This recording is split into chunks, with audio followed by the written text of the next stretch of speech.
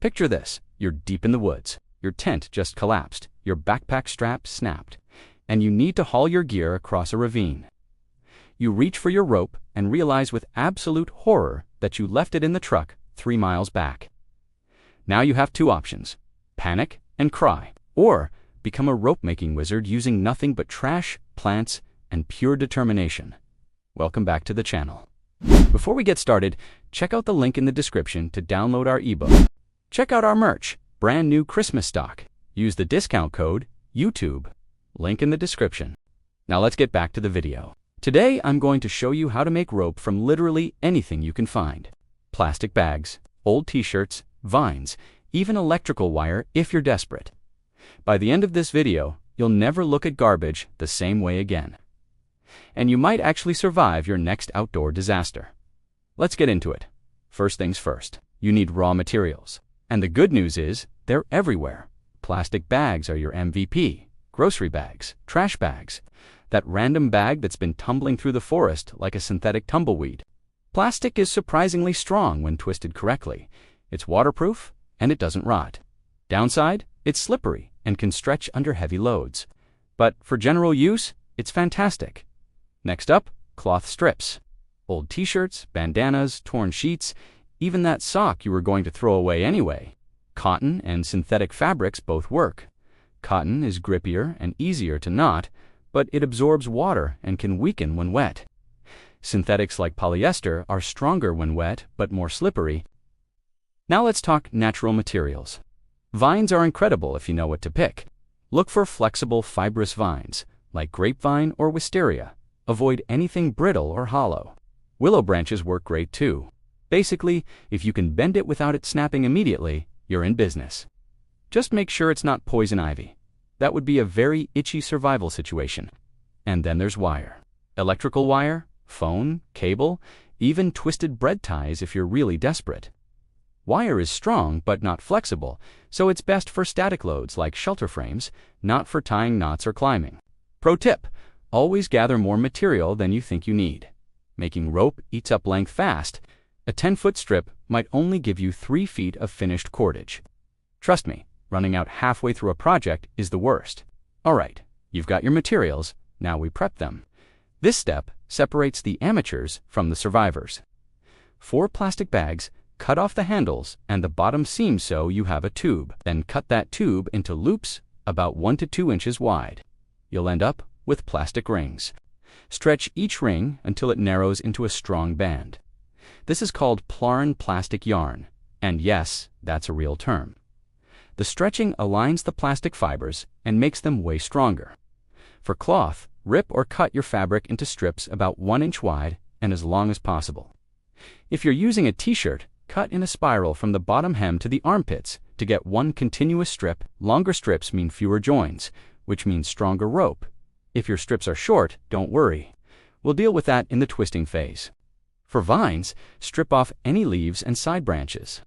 You want a clean, flexible strand. If the vine has a thick bark, you might need to peel it. Some vines are stronger with the bark on, others without. Test it by bending it sharply. If the bark cracks and flakes off, remove it. If it stays flexible, leave it on. For wire, strip any insulation if you're using electrical cable. You want bare, flexible wire. Be careful here. Wire can cut you if you're not paying attention. Wear gloves if you have them. One more thing. If you're working with natural fibers like vines or plant stalks, let them dry slightly, but not completely. Bone-dry fibers are brittle. Slightly damp fibers are flexible and grip each other better during twisting. Now we get to the fun part. Turning your sad pile of strips into actual rope. There are 2 main methods: twisting and braiding. Each has its strengths, and I'll show you both. Let's start with the reverse wrap twist, also called the 2-ply twist. This is the simplest and strongest method for most materials. Take 2 strands and hold them together. Twist both strands, clockwise tightly. I mean, really crank them. Now here's the magic. While holding that tension, wrap the 2 twisted strands around each other counterclockwise. This creates a natural lock. The opposing twists fight against each other, and the rope holds together. Keep going. Twist clockwise, wrap counterclockwise. The rhythm is meditative once you get it. Twist, wrap, twist, wrap. When you reach the end of a strand, overlap a new strand by about 6 inches and keep twisting it in. The friction holds everything together. This method works great for plastic bags and cloth strips. It creates a round, strong rope that's excellent for general use, tying tarps, lashing poles, hanging gear, you name it. Now, let's talk braiding. The classic 3-strand braid. You know this one. Left strand over middle, right strand over middle, repeat forever. Braiding is easier to do without tools and creates a flat, wide rope that's excellent for handles and straps. It's also slightly more stretchy than twisted rope, which is good for shock loads like securing bouncing cargo. For maximum strength, use a 4-strand or even 6-strand braid. 4-strand creates a square cross-section that's incredibly strong and doesn't twist under load. The pattern is a bit tricky at first. Outer right under its neighbor, over the next, under the last, then outer left does the same. It sounds complicated, but your hands figure it out fast. Here's where things can go hilariously wrong. If you lose tension while twisting, the whole thing unravels like a cheap sweater. I've had a 10-foot section just spring apart in my hands, so keep that tension tight. Your forearms will hate you, but your rope will hold. So you've made rope. Congratulations. But will it actually hold when you need it? Let's reinforce it. The easiest way to double your rope strength is literally to double it. Fold your finished rope in half and twist or braid those 2 sections together. You now have a 4-ply rope.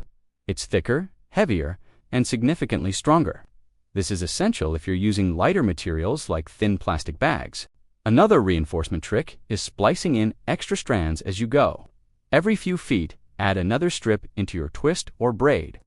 This creates periodic thick sections that distribute stress and prevent single-point failures. For cloth rope, you can waterproof it with wax. Take a candle or some beeswax and run your finished rope through the melted wax. This seals the fibers, prevents rot, and adds a bit of stiffness that helps hold knots. It also makes the rope water-resistant, which is crucial in wet conditions. For vine rope, here's an old-school trick. After making your rope, wet it thoroughly and let it dry under tension. Hang a weight on it, maybe a rock or a water bottle. As the plant fibers dry, they shrink and tighten, making the rope much stronger. This process is called curing, and it can increase strength by 30 to 40%. And please, for the love of survival, avoid sharp bends and tight knots when possible. Every knot reduces rope strength by about 50%. 50%. That's why climbers use specific knots that minimize this loss. For general use, stick to bowlines, sheet bends, and clove hitches. They're strong, reliable, and easy to untie. Also, inspect your rope regularly. Look for fraying, stretching, or weak spots. Natural fiber rope degrades faster than synthetic, especially in UV light and moisture. If you see damage, retire that section or reinforce it. Here's the part nobody talks about until their rope snaps mid-use and they're lying in a heap of embarrassment and possibly injury. Always test your rope before trusting your life to it. Start with a visual inspection. Look for obvious weak points, thin sections, unraveling twists.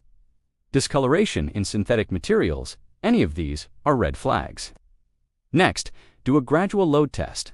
Tie one end to something solid, like a tree or a fence post.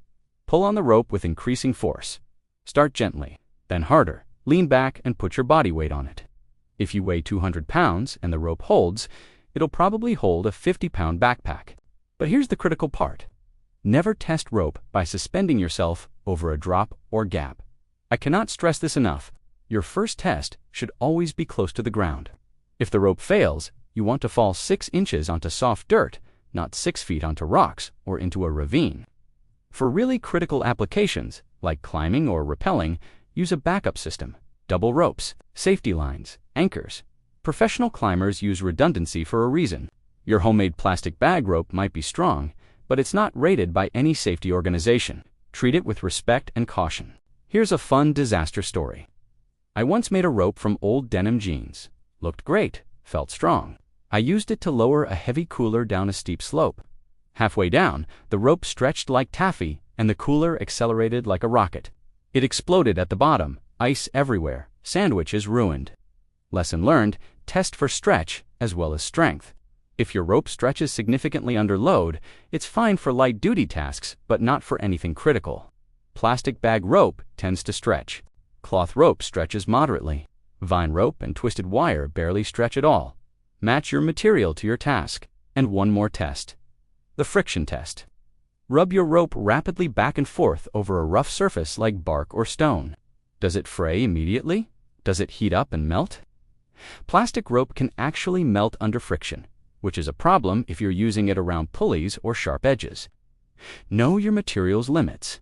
All right, you've gathered materials, you've prepped them, you've twisted, braided, reinforced, and tested. You now have rope. Real, functional, possibly life-saving rope made from what most people would call trash. So, what can you actually do with this? Shelter building lashed-together poles. For a lean-to, tie down tarps. Secure ridgelines for your tent. Your homemade rope handles all of this beautifully. Gear management. Replace broken backpack straps. Create a makeshift belt. Hang a bear bag. Make clotheslines for drying wet gear. Emergency repairs. Broken shoelaces. Snapped bungee cords. That weird strap on your water filter that always breaks at the worst time. Rope fixes everything. Climbing and hauling. With proper testing and backup systems, you can use strong cordage to haul heavy loads up slopes or across obstacles. Just please be smart about it. No heroic rappels on untested rope. The beautiful thing about knowing how to make rope is the mindset it creates. You stop seeing the world as a place where you're helpless without your gear.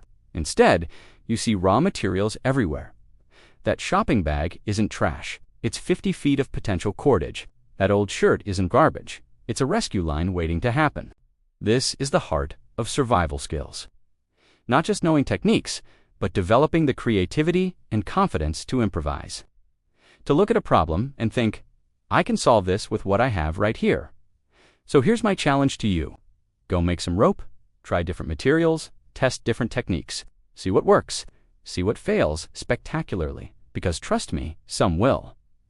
Share your experiments in the comments. Show me your successes and your disasters. Because the best survival skill isn't having the perfect gear, it's knowing how to make do with what you've got. And now you can make rope from literally anything. If you learned something today, smash that like button, subscribe for more survival hacks and DIY disasters. And remember, the most dangerous thing in any survival situation isn't the lack of gear. It's the lack of knowledge and creativity. Now get out there and twist some plastic bags into something awesome. I'll see you in the next video.